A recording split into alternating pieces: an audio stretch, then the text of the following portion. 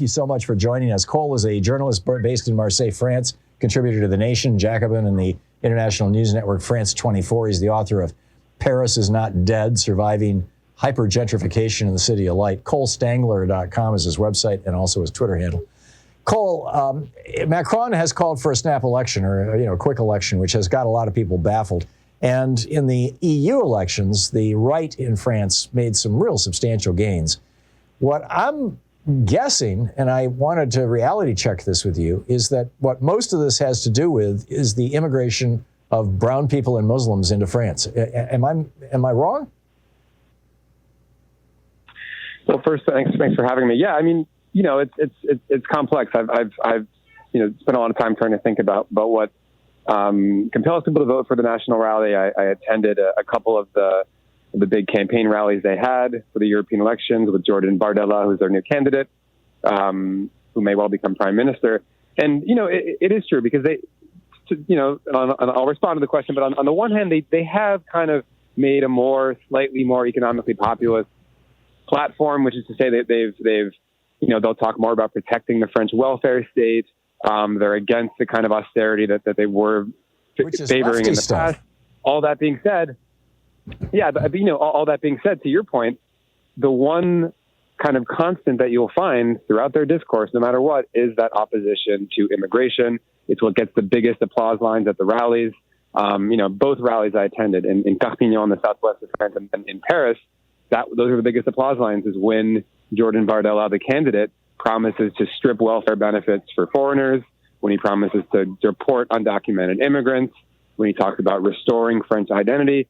That's the kind of bread and butter that gets these voters motivated to go out and support the National Rally. So, yes, it's complex. A lot of these voters are from economically, disadvantaged areas, but at the same time, that's the kind of cement that brings it all together, is that opposition backlash to immigration. Yeah. Which, is fundamentally racism. I think we're seeing the same thing here in the United States with Trump and his obsession with the southern border and S-hole countries and all that kind of thing. In the roughly 2 minutes we have left, how do you see this playing out in France? Yeah, I think we're in a very turbulent, frightening time right now.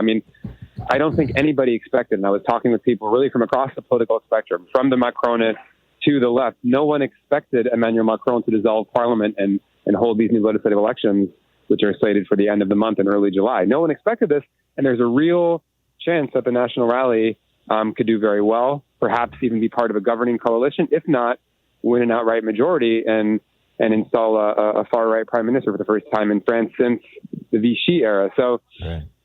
Or have a leader, since the Vichy era. So it's a very frightening time.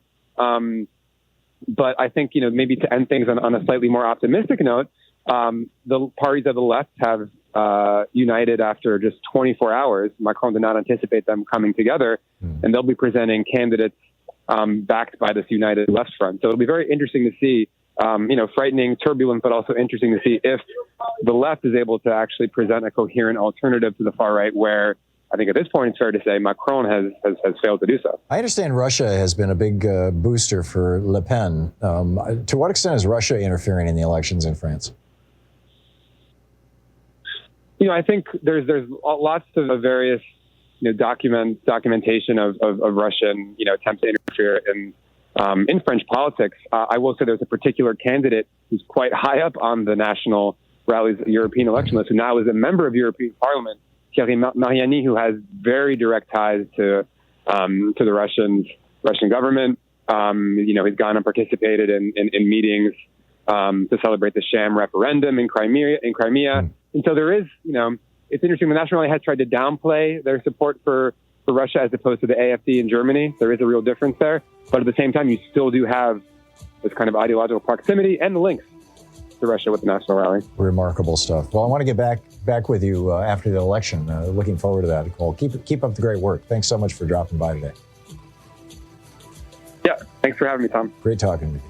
Cole Stangler, ColeStangler.com, STANGLER.com for all of the information. We'll be right back.